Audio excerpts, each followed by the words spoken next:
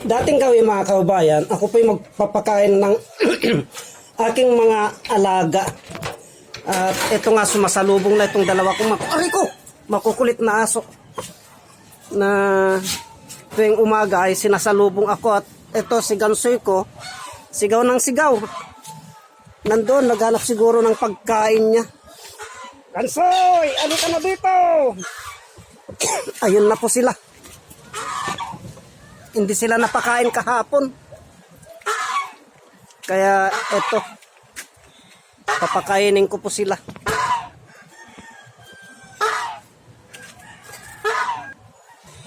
Yan po, gutom na po sila mga kaubayan. Kaya pakakainin ko po, bubuhusan ko po itong pagkain nila ng ganito. Unahin ko po itong pagkain ni Gansoy. O, teka. O. Yan, o, wag mo pakan. At wag mo pakan. O, hinapon. Isusunod ko naman po yung pagkain ng aking pato. Ito po. Na kung kaso, laging nakabuntot itong si Gansoy. Inaaway niya yung pato. O, halika na. Yan. Pagkatapos, isusunod ko naman po yung tubig. Itong tubig nila na yan, papalitan ko. Papalitan ko po. Yung aso ko pong dalawa na yung makukulit yan mga kaubayan, no? Kukunin yung itlog ng pato. Yung isang aso ko na yung matakaw po sa itlog ng pato yun. O, binabantayan. Kaya palabasin ko muna po. Oh, ano? Kamuntik na ako ito. Brownie! Brownie! Bali, pinalabas ko muna po yung aso ko mga kaubayan at maglalagay naman ako ng tubig. Bubuksan ko itong gripo.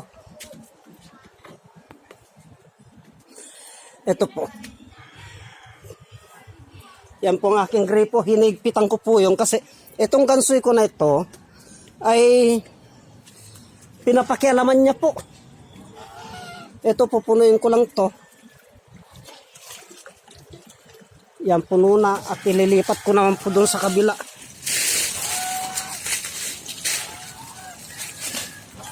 Dito.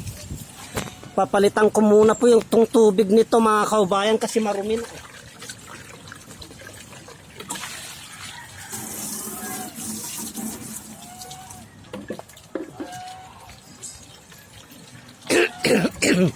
Ang susunod na trabaho ko po ay susunugin ko na itong mga ito. Kasi marami na po mga kaubayan yan. No? At pag ganyan po itsura ni Gansoy, ibig sabihin po ay gusto niyang maligo. Kaya papaliguan ko po yan.